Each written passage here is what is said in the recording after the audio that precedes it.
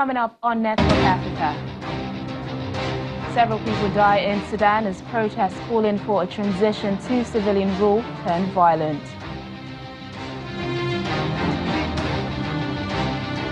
Security forces in Niger foil a terror attack on a prison which holds former Boko Haram fighters and drug traffickers.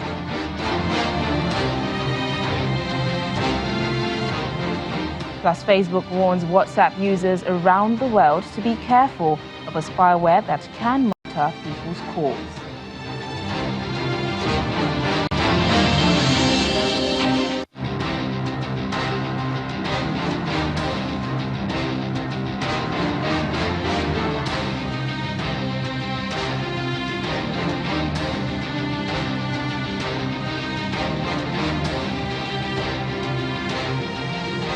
Hello and a warm welcome to the program. I'm Teniola Shobowale. We start off today in Niger, where the Interior Minister says the country's security forces have foiled a terror attack on a prison which holds former Boko Haram fighters and drug traffickers.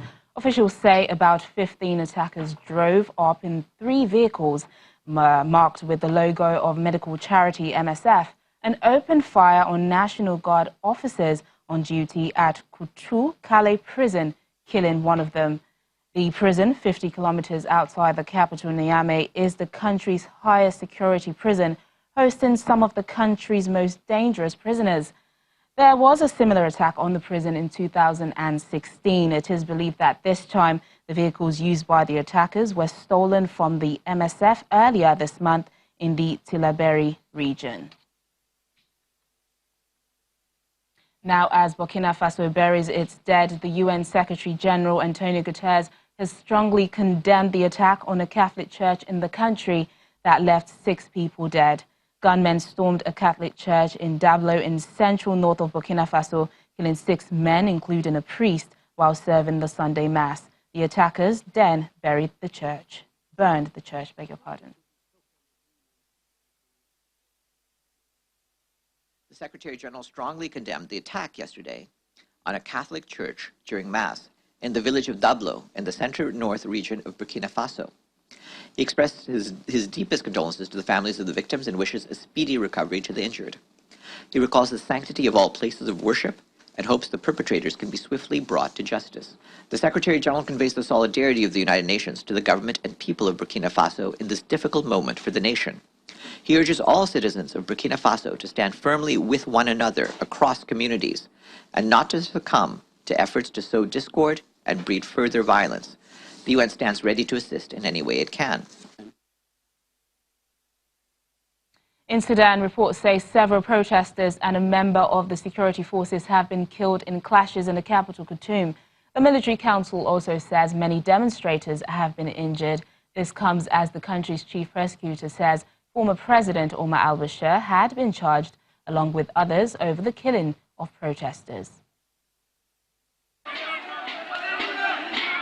Huge crowds remain camped outside the Sudanese military headquarters in central Khartoum, vowing to force the military council that replaced Omar al-Bashir to cede power. On Monday, demonstrators blocked roads in the capital in an escalation of tactics. In return, security forces used tear gas to disperse dozens of protesters amid reports of gunfire. Several protesters and a member of the security forces were killed. Many more were injured. The military-civilian balance of power and the length of the transition have been key sticking points in talks between the council and an alliance of protest and opposition groups since former President Omar al-Bashir was ousted on April 11. And to see a way forward. Initially, talks between the ruling generals and the protest organizers had shown little sign of progress. However, just before Monday night's violence, both sides announced they had agreed on the structure of a new administration to see the country through the transition. Meanwhile, Sudan's former president, Omar al-Bashir, has been charged with inciting and participating in the killing of protesters during the mass protest that led to the end of his decades-long rule. He's also facing an investigation over allegations of money laundering and terror financing. Let's get more on this story from VOA correspondent Naba Mohideen. Naba joins us from Khartoum. Thanks for joining us. What was responsible for the latest flare-up of violence witnessed in the capital, Naba? I didn't hear the question. Sorry. Naba, I was asking what is responsible for the latest flare-up of violence in the capital? RSF is responsible of killing because they attack people. Analysts say that past regime, a former regime, symbols has agreed with some of RSF troops to attack protesters. And I was there. I witnessed that RSF was attacking people for four hours. Then army troops integrated and attacked them back. Well, this latest violence comes just as the public prosecutor announced that it has charged Omar al-Bashir with incitement and involvement in the killing of protesters.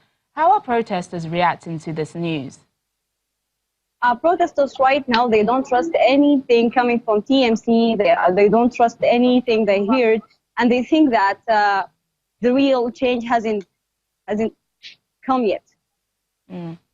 Oh yeah, we understand that there has been progress in talks between the military and opposition coalition towards establishing a joint transitional body to run the country, which is what most of the protesters want. What more can you tell us about that? Yes, the agreement is so good, and it has to be announced today. It should be announced today. So some people and analysts and politicians say that some former regimes, some former symbols from regime. From President Bashir regime, they don't want any agreement between TMC and between DFCF, as it will hand over the power to civilians. And they also accused the shadow troops. They attack protesters, so they don't want any progress happen in the hand over the power to civilians. Yeah, now, but interesting fact is former President Omar al-Bashir.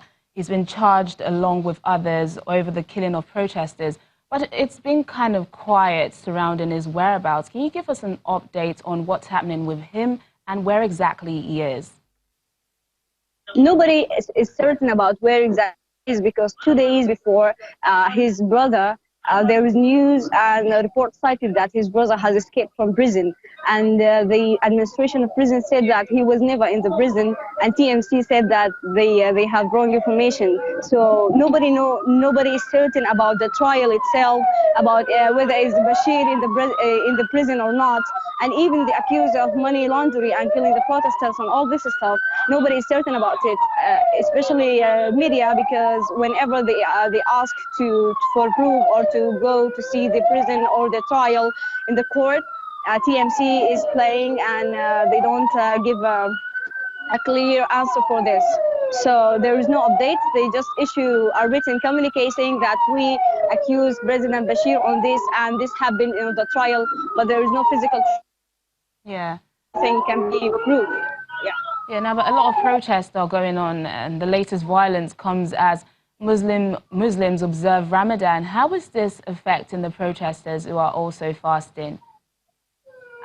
Protesters are so frustrated, but the Islamic regime is used to do this because there is a group of people, they lost their beloved one in 1990. Ramadan also, it was a massacre, and yesterday it was a massacre too against protesters. And this is against what former regime and the current TMC regime is claiming, that it's Sharia and Islamic laws and this stuff. So people are so frustrated, but the sitting is getting very strong, and with escalatory steps, and people are just protesting everywhere and blocking the streets, because TMC has justified that the protesters, because they block the streets, so they should expect violence.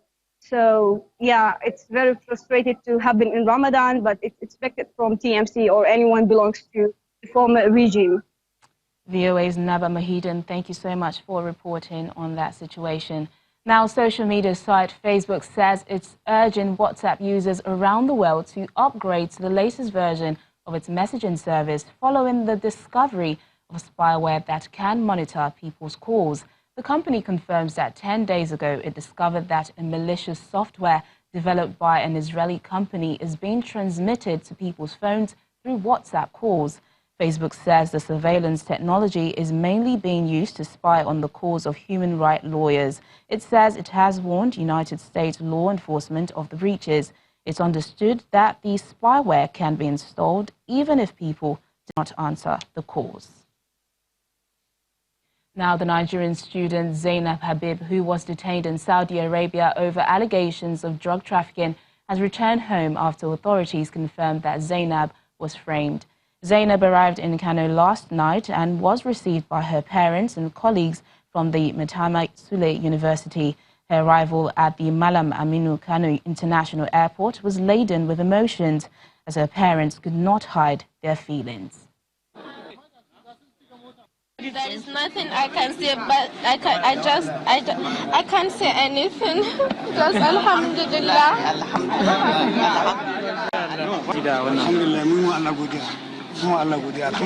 I just thank God she returned safely.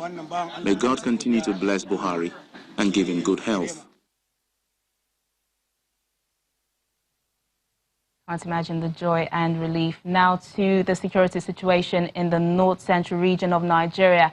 The Taraba State Police has revealed that over 22 persons have been killed and 5 others arrested in connection to the Fulani and Kona clashes that erupted last week Monday. The state police boss made this revelation at the security meeting between residents of the affected communities and security agencies in Jalingo, the state capital.